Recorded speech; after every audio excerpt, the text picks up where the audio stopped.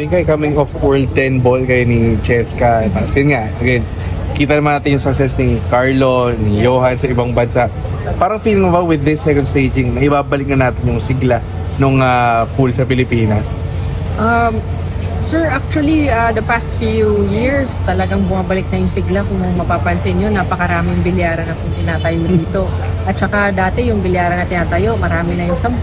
Ngayon, umaabot na ng 30, minsan 40 pa na lamesa sa isang pool hall. Kaya talagang bumabalik na, I think even more pa, kasi nung 90s yung sinasabi niyong sigla, I guess, no? Pero I think more pa ngayon yung dami ng billiard enthusiasts ngayon dito sa Pilipinas. And I'm just hoping lang talaga na with that also, mas dumami pa ang mga international tournaments na idaos dito sa Philippines. Para to attract also more foreign players dito, and syempre tourism din yan for us. Bigay nagkaroon ka ng chance na makumusta yung at least yung tatlong Pinoy, Carlos, Johan, at si AJ heading to this Reyes Cup. Nakamusta mo sila? I was with them 2 days ago. Yan lang. Commercial. I was with them 2 days ago, and yun nga po, nagpe-prepare sila for this event. And si Carlo, veterano naman na talaga yun. I'm more of excited for AJ. Kasi somebody as young as AJ, and then meron pong ganung opportunity. So, sana maganda yung, lagi naman namin prayer, lagi kami mga players, sana maganda yung mailaro. So I'm praying for them na kung ano may maging result, sana maganda yung performance nilang lahat. Napagdaanan mo yung pinagdaanan ni AJ before na kumbaga bata pa lang nasasala kasi nato. Gaano kalaking bagay para sa kanya yung in a way maturuan ni Django, ni Carlo, ni Johan? Siguro I would say kasi sa kanya batang-bata pa si AJ, yung time kasi yun amateur pa talaga ako eh. So yun siguro yung pinaka-pressure ko na ganyan na experience ko was when doubles kami ni Tatay Efren. Yun talaga grabe, para ako naging beginner. Kasi hindi ako makapashoot. Sa sobrang pressure ko na yung idol ko, yung kakampi ko. So, but I think naman si AJ, at kahit na bata pa si AJ, ang dami na rin niyang na-experience sa international tournaments. So, I'm sure he's going to handle it well and he'll be able to perform. Ayun nga, coming off kayo, dalawa ni Cheska sa 10 ball. First time na dalawang bansa ang nakapasok sa final ng World Championship for 10 ball. Anong masasabi mo sa growth ni Cheska? Kasi 2023 siya rin nag-champion, last year semi-finalist, and then this year champion ulit. Ever since naman, Cheska has always had a strong game. Lagi naman talagang she's one of the players talaga na I would say na malalakas na babae. And isipin nyo, at the age of 26, ganito na yung so I'm sure marami pang ma-accomplish yung bata. Marami pang world titles sa mga kaya. Pasimula pa lang yung momentum niya. I'm excited for her. At 26, no? Grabe, at 26 and to have all those achievements already. So, believe ako kay Cheska. Pero sa'yo naman,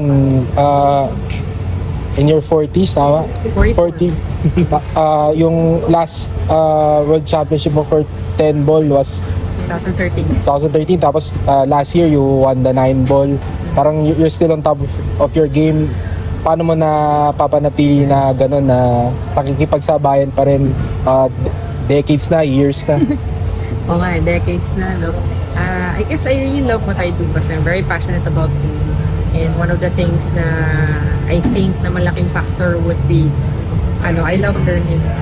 And as years na lumilipas, dami rin kasing talaga improvements or advancements sa paglalaro ng pool. Like for example, equipment. So lahat ng yan pinag-aaralan. And lalo na ngayon, madali na lang kasi mag-aral dahil sa internet, nanonood ka ng YouTube, mag-search ka. So I guess yung lang talaga, yung paggustuhan to learn and to grow.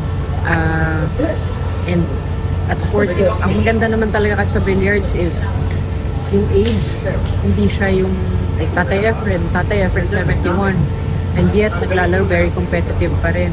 So, although hindi naman siguro ko abot maglaro ng 71, but I'm hoping na I have more years left na competitive pa rin ang laro.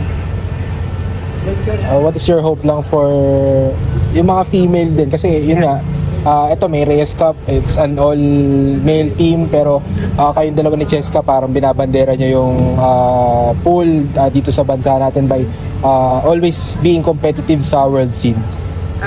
We have the Amit Cup, which is pa-season 4 na po tayo. We started in 2022 together with my co-founder, si Ren De Vera. We started with 24 players. Now we are 200 women players. So we're hoping to grow it even more. And lalo na ngayon, papanalo si Cheska. And itong mga previous tournaments po, kasi malapit lang din, kaya very thankful ako sa organizer ng Predator na nilalapit nila sa Philippines. Yung mga women players po natin have the opportunity as well to travel. So nitong huli po sa Indonesia, actually sa Vietnam, si Carmil Buhat lumawag, nag-semis. Kami ang nagtapat sa semis naman. So nitong sa Indonesia naman, naglaro din si Dennis Santos, Carmil Buhat lumawag, Rocky Constantino and Sofia Rosales. So these are the names na we have to watch out for, including si Clarissa Andal, si Yvonne, so Video, so marami. Ngayon po maraming babae po na parating na magagaling, at the same time maganda rin po yung attitude.